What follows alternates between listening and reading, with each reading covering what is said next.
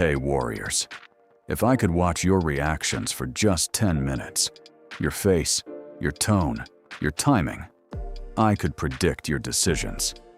And if I can predict you, I can control you. That's the rule nobody tells you. Control does not begin with authority. It begins with emotional predictability. Most people think power is status or money. Wrong. Real power starts where emotional reaction ends. The people who get pushed, pressured, and played are not always the weakest. They are the most emotionally transparent. They show everything. They react instantly. They speak before thinking.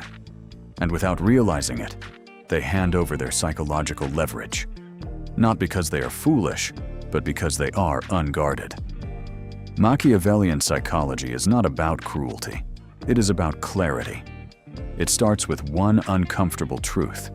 Human behavior follows advantage. People test boundaries. They measure resistance. They study response patterns. The one who reacts fastest usually loses control. First, the one who stays composed controls the tempo, and the tempo controls the outcome. This is about psychological armor, behavioral discipline, the kind that makes you hard to pressure, hard to bait, and hard to influence. Most people never train this skill, which is exactly why it works. Before we begin, drop this affirmation in the comments. I control my reactions. The problem, the prison of predictability. You don't keep getting hurt because others are powerful. You keep getting hurt because your emotional signals are visible and easy to read. When your inner state is exposed, your behavior becomes predictable. And when your behavior is predictable, your direction can be steered. Control rarely starts with force. It starts with pattern recognition. Someone studies how you react under stress, under praise, under challenge. Once your pattern is clear, influence becomes easy. A small accusation makes you defend. A small delay makes you anxious. A small compliment makes you cooperative. These responses feel natural, but in power dynamics, automatic responses are openings. The observer doesn't need to argue with you. They only need to trigger you. Once triggered, you start making decisions emotionally instead of strategically. That is where the damage begins.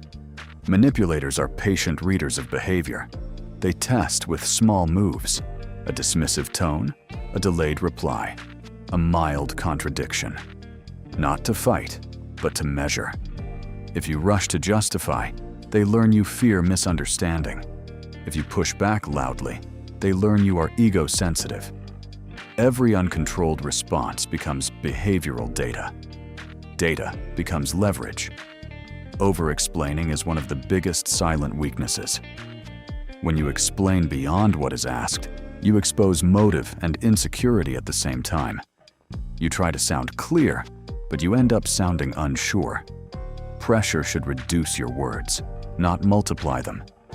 Your primitive brain wiring, the fight-or-flight response, is a profound liability in the modern world of psychological warfare.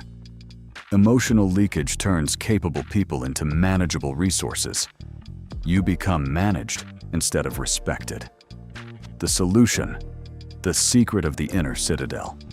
The solution is to separate your internal emotional experience from your external behavioral response. This is not suppression. Trying to stop anger or fear is a fool's errand. The goal is not to feel less. It is to become a master of how and when you use those feelings. They are information. A leader ruled by fleeting emotions is predictable, easy to manipulate, and ultimately powerless. A true strategist feels the same emotions, but operates from a place of cold, clear choice. He creates a space between the stimulus and his response. In that gap lies all of power. Think of it as achieving absolute sovereignty over your own mind. Before you command respect in the outside world, you must first achieve command of your inner territory. When an insult is thrown, The amateur reacts instantly. The born master experiences the same emotion, but it stops at the gates. Inside, he processes it. He treats the insult not as an attack, but as data. What does this tell me about my opponent? What is their motive? Is a response even necessary? When no one can reliably predict your reaction, no one can effectively control you. They press the buttons, but nothing happens. Your unpredictability becomes a form of power. Your calmness under pressure becomes intimidating. This is the secret. Emotional discipline is not the absence of feeling. It is the ultimate expression of control. The how. The 7 rules of emotional invulnerability. Rule 1. Master the pause. Create the gap. Between stimulus and response, there is a space. In that space is your power. An insult is heard, and an angry retort is fired back. There is no gap, no awareness, no power. The first rule is to consciously create that gap. For 1 second, 3 seconds, do nothing. You breathe. You allow the initial wave of emotion to wash over you without acting on it. This is a neurological command. By pausing, you are wresting control away from the panicked part of your brain and handing it to the calm strategist. You move from "I am angry" to "I am experiencing the feeling of anger." The first is an identity. The second is an observation. When someone says something provocative, train yourself not to respond instantly. By slowing down, you control the tempo. You force others to wait for you. That simple delay signals that their urgency does not control you. Mastering the pause is the foundational skill. That small gap is where your freedom lives. Rule 2. Treat all provocation as data. A reactive person experiences the world emotionally first. For the strategist, this sequence is reversed. Every interaction, especially a provocative one, is data first. The words and actions of others are not a reflection of your worth. They are a reflection of their character, their insecurities, their motives. An amateur sees an insult and feels rage. A master sees an insult and asks, why these specific words? What vulnerability are they targeting? What reaction do they expect? The insult ceases to be a personal attack and becomes a valuable piece of intelligence. When you genuinely believe that others' actions are about them, not you, their attempts to hurt you lose all power. Their negativity cannot stick to you. When a boss criticizes you harshly, your reaction might be shame. Reframe it. Data point. My boss communicates poorly under pressure. His tone is information about his state, not a verdict on my competence. When a friend makes a passive-aggressive joke, you might feel hurt. Reframe it. Data point. This person is using humor to seek a moment of dominance. This reveals their need for status, not my flaw. You stop being a participant in their drama and become a spectator. Pain becomes fuel. Rejection becomes redirection. Betrayal becomes information. Rule 3. Starve the controller. Never justify, defend, or explain under pressure. One of the most common ways we surrender power is by rushing to explain ourselves. Explanation under pressure is a plea for approval. It signals that you believe the other person has the authority to judge you. Every word you speak from this defensive posture bleeds power. A manipulator will poke you with a vague accusation precisely to make you over-explain. While you are busy justifying, they are not listening. They are watching you squirm. Your frantic defense is their victory. The strategic approach is to do the opposite. Become a black hole for their provocations. An aggressive colleague says, "I just don't see how this is going to work." The untrained response, "Well, actually, if you look at the data on page 14, you have lost." The disciplined response, a moment of silence. Hold eye contact. Then, calmly, "I see. Or, thank you for your perspective. You have held your ground. You have forced them to do more work. You must kill the part of you that craves the approval of your accuser. By refusing to play the game of justification, you break the dynamic. Silence is not weakness, it is a fortress. It communicates you are so confident in your position that you feel no need to defend it. Rule 4. Embrace the mask of neutrality. In power dynamics, a mask is an essential tool for self-preservation. It is the strategic management of your emotional expression. Your face is a billboard, and you must have absolute control over what it advertises. Most people's faces are open windows.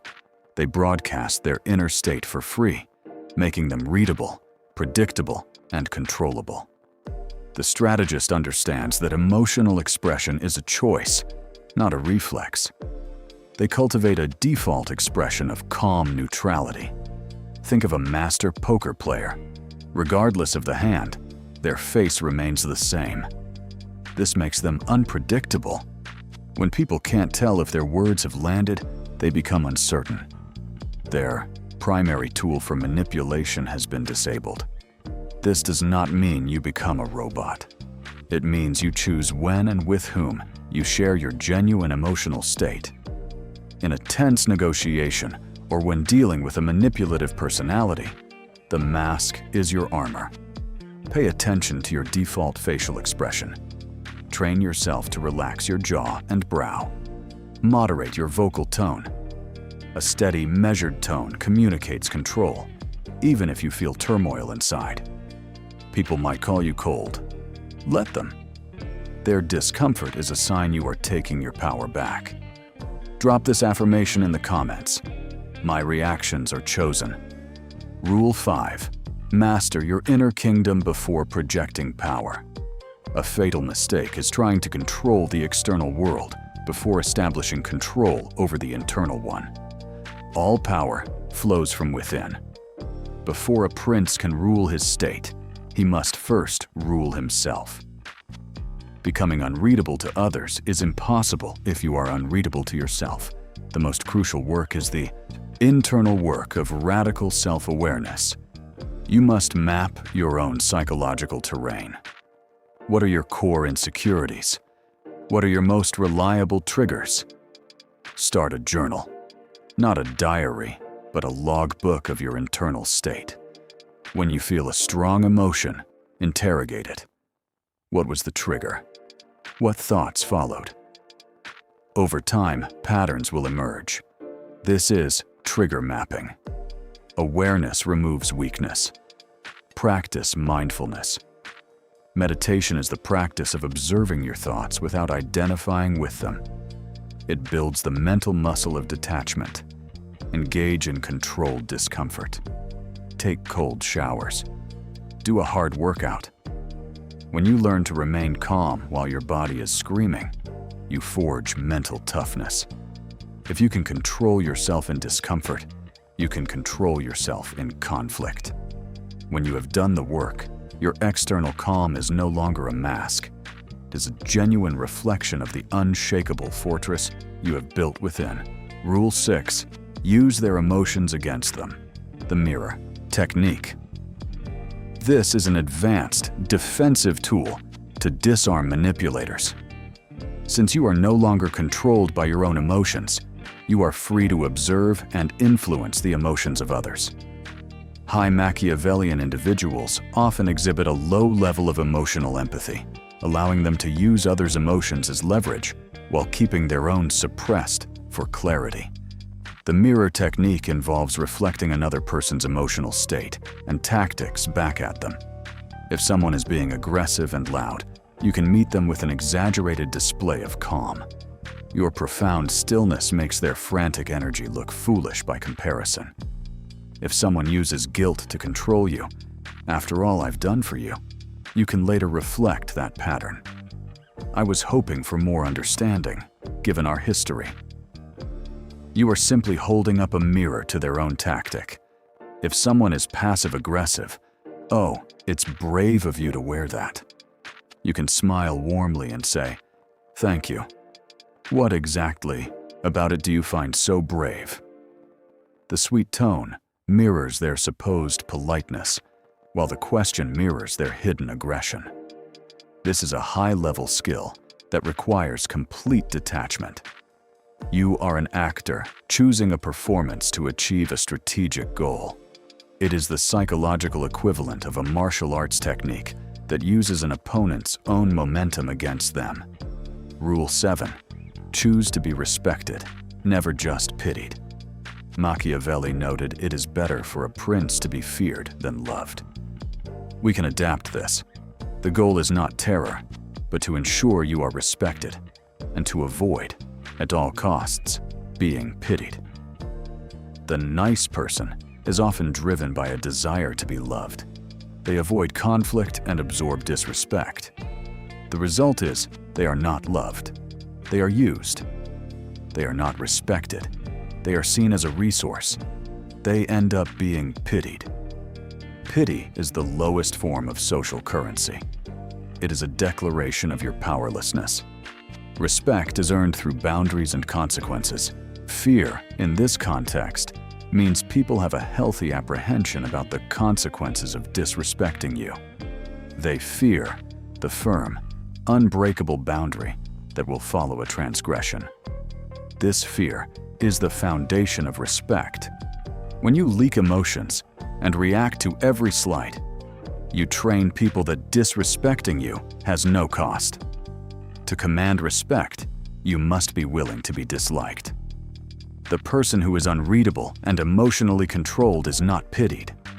They may be disliked by those who cannot manipulate them, but they are respected. Their silence suggests consequence. Their calm suggests strength. People become careful around a person who cannot be easily moved. Abandon the addiction to being liked. Choose to have your no mean something. It is far safer to be respected than it is to be liked, but ultimately pitied. Drop this affirmation in the comments. I read patterns. You've just gone through a framework most people will hear, but few will practice. That's the difference between entertainment and transformation. Information alone does not make you untouchable. Application does. Discipline does. These are not personality traits. They are trained abilities. From this point forward, measure your progress differently.